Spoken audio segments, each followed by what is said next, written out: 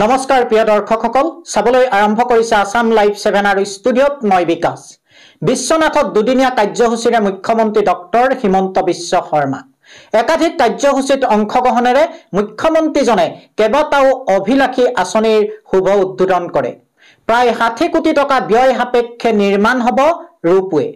প্ৰায় 13 কোটি টকা ব্যয় সাপেক্ষে নিৰ্মাণ কৰিব লগা আৱৰ্ত ভৱনৰ আধাৰশিলাৰ শুভ উদ্বোধন কৰে মুখ্যমন্ত্ৰীজনে চাও আহক আমাৰ এক বিশেষ ৰিপৰ্ট বিশ্ববিদ্যালয় হ'ব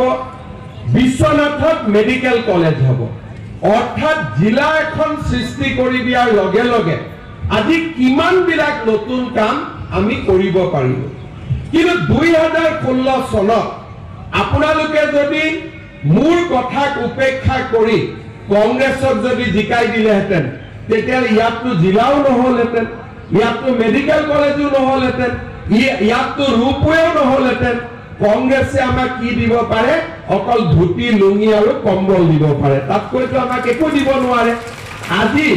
বিশ্বনাথৰ ৰাইজে তেতিয়া মোক বিশ্বাস কৰাৰ কাৰণে অসমৰ ৰাইজে মোক বিশ্বাস কৰাৰ কাৰণে আজি বিশ্বনাথ জিলা দুপে আগবাঢ়ি গৈছে মোৰ মন আছে যে বিশ্বনাথত মেডিকেল কলেজৰ লগতে এখন বিএসসি নাৰ্ছিং কলেজ আৰু এখন জিএনএম স্কুল আমি ডাঙৰ কৰিম যাতে বিশ্বনাথৰ ছোৱালীসকলক আমি নিযুক্তিৰ সুবিধা দিব পাৰো এপেক্স বেংকটো অসমৰ এটা জাতীয় অনুষ্ঠান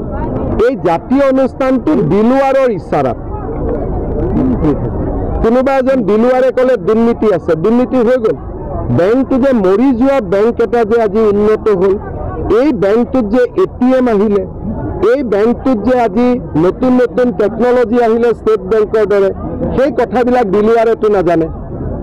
অসমৰ দুৰ্ভাগ্য হৈছে যে দিলুৱাৰে যি কয় তাকে আসাম মানুহে বিশ্বাস কৰে আৰু দিলুৱাৰৰ দৰে মানুহৰ আমি বিৰোধী আৰু বিজেপি জন্মই হৈছে দিলুৱাৰৰ দৰে মানুহক খতম কৰাৰ কাৰণে গতিকে এইটো যাত্ৰাটো এইটো যুদ্ধটো চলিব মোক বেয়া পাই ভাল পাই লাভ নাই দিলুৱাৰ মহবুবুল এনেকুৱা ধৰণৰ যিমান মানুহ আছে সেইবিলাকক কোনো আইনৰ বিৰুদ্ধে নহয় আইনৰ ভিতৰত থাকি খতম কৰাই মোৰ কাম বহু দিনৰ পৰা আমাৰ সকলোৰে এটা সপোন আছিল বিশ্বনাথৰ পৰা উমা টাঙনিলৈ এটা ৰূপৱে হ'ব লাগে অসমৰ এইটো দ্বিতীয় ৰূপৱে হ'ব গুৱাহাটী উত্তৰ গুৱাহাটীৰ পিছত